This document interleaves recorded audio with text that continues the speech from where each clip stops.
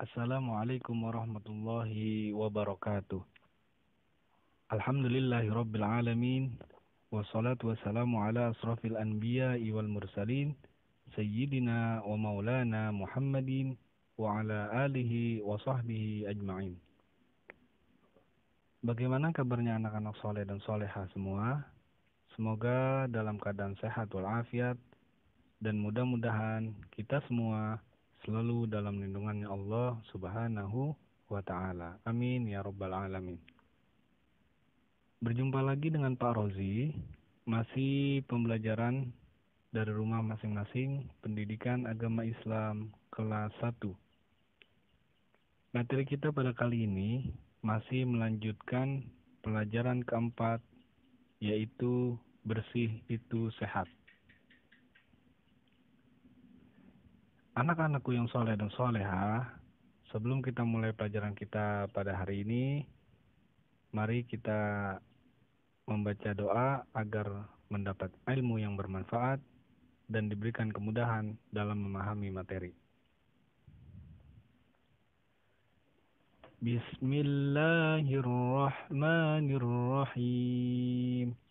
Raditu billahi rabba wa bil islami dina wa bi Muhammadin nabiyyan wa rasula. Rabbi zidni ilma warzuqni fahma birahmatika ya arhamar rahimin. Amin. Anak-anakku yang soleh dan soleha, pada minggu lalu kita juga sudah membahas pelajaran keempat dengan tema bersih itu sehat. Kemarin kita sudah bahas bersuci. Siapa yang ingat arti bersuci? Bersuci adalah salah satu syarat sahnya suatu ibadah dalam Islam. Sekali lagi, bersuci adalah salah satu syarat sahnya suatu ibadah dalam Islam. Ketika kita hendak sholat, puasa, dan juga hendak melaksanakan haji, itu diharuskan bersuci. Jika seseorang tidak suci, baik badan, pakaian, maupun tempatnya, maka ibadahnya menjadi tidak sah.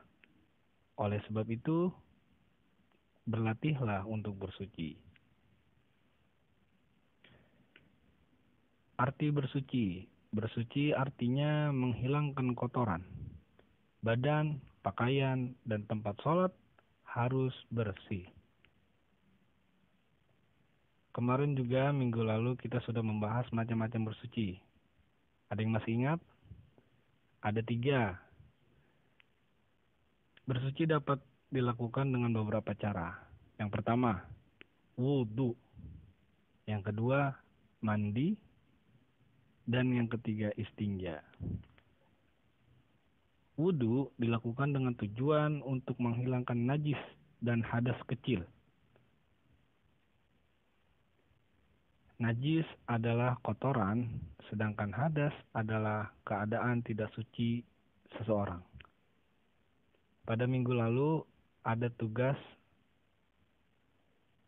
dengan soalnya, apa itu hadas? Hadas adalah keadaan tidak sucinya seseorang.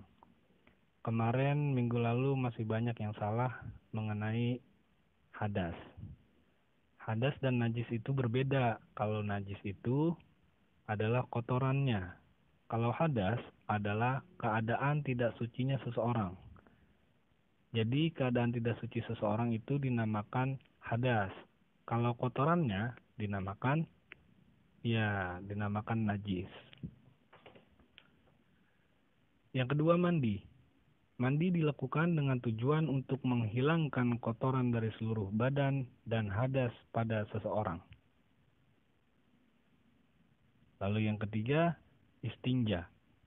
Istinja artinya membersihkan kotoran setelah buang air besar atau buang air kecil. Langsung kita masuk pada pembahasan kita kali ini, yaitu subtema ketiga, hidup bersih. Bersih pangkal sehat, bersih bagian dari iman. Sesuai dengan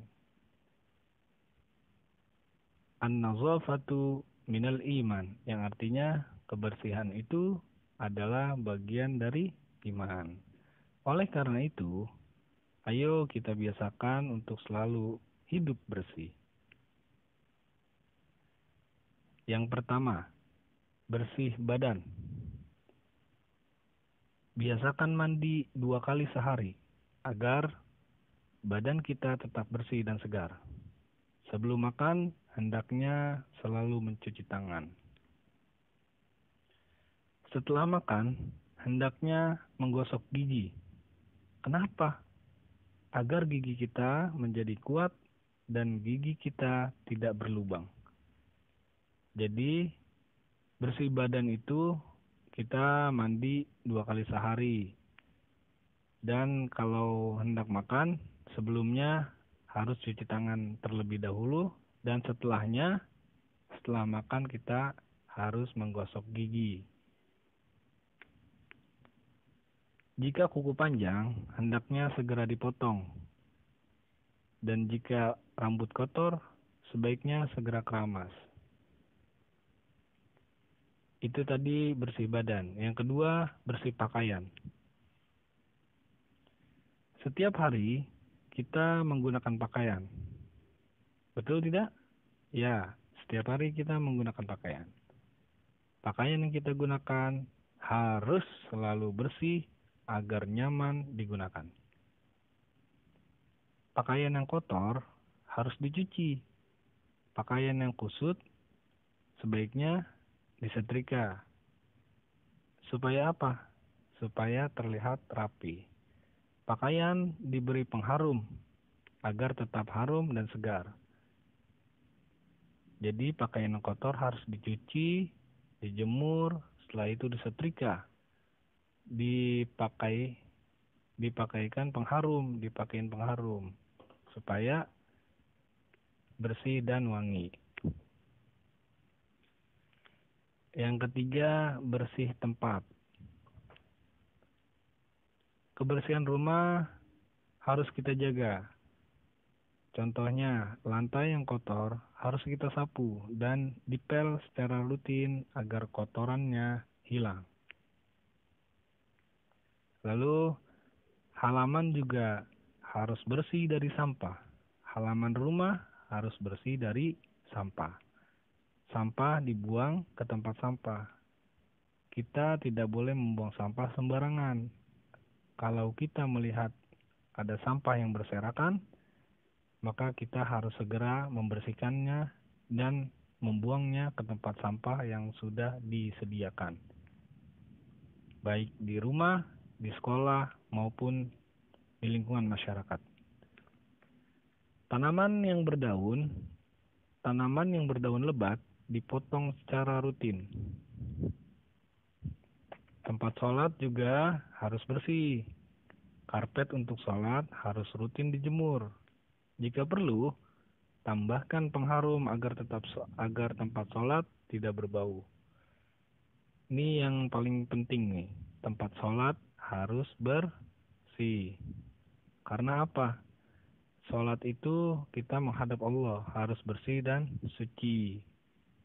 Dipakaikan pengharum ruangan, karpetnya kita jemur secara rutin, dibersihkan tempat sholatnya, agar sholat kita menjadi tambah khusyuk. Lalu yang keempat, bersih alat yang kita gunakan.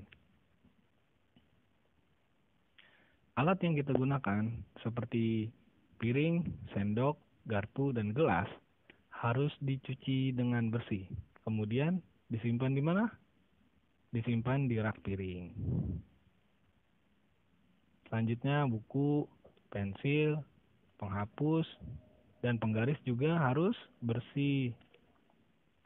Buku tidak boleh ada coret-coretan yang tidak berguna. buku ditulis untuk menulis pelajaran.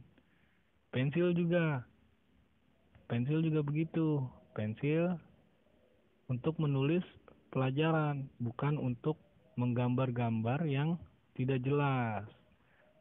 Penghapus, penggaris juga. Tidak lupa juga untuk menatanya di mana?